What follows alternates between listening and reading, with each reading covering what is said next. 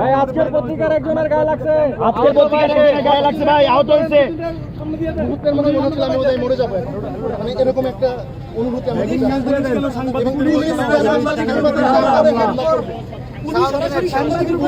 এখানে সবাই দেখছে পুলিশ কিন্তু সরাসরি সাংবাদিকদের উপরে হামলা করছে এবং এখান থেকে ঠেলতে ঠেলতে ও পর্যন্ত নিয়ে গেছে। নিয়ে যাওয়ার পরে কিন্তু গ্রেনেডটা মারছে, একবার সাংবাদিকদের মাঝখানে গ্রেনেডটা মারছে। যেখানে গণমাধ্যম কর্মীরা সব ভিডিও আছে, এই ভিডিওগুলো আছে, ভিডিওগুলো আছে যে সাংবাদিকের গায়ে সাংবাদিকটা দেখেন ছিল। সুলাইমান কবির, আমি চ্যানেল এসে রিপোর্টার হিসেবে বলেন ভাই, ভাই একজন বলেন ভাই, ভাই বলেন বলেন।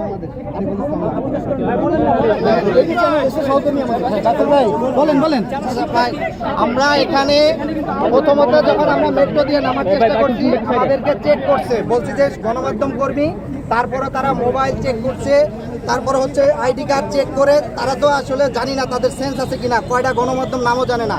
তারপর হচ্ছে হেনস্থা করে আমাদের এখানে আসতেছি। এখানে যখন আমরা এসে সংবাদ সংগ্রহ করতেছিলাম তখন তারা প্রথমে পিছন থেকে আমাদেরকে ধাক্কা লাথি মারছে।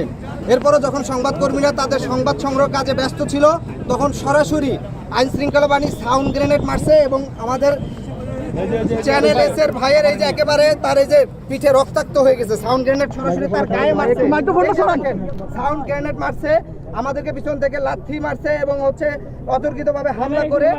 আমরা তো কোনো আন্দোলনকারী না, আমরা গণমাধ্যম কর্মী। এটা কারা করছে? এটা আইন শৃঙ্খলা বাহিনী করছে, পুলিশ করছে। পুলিশ সরাসরি গণমাধ্যম কর্মীর দিকে সাউন্ড গ্রেনেড মারছে এবং অতর্কিতভাবে হামলা করে আমাদেরকে পিছন থেকে লাথি ঘুষি মেরে এবং হচ্ছে তাদেরকে নিচে।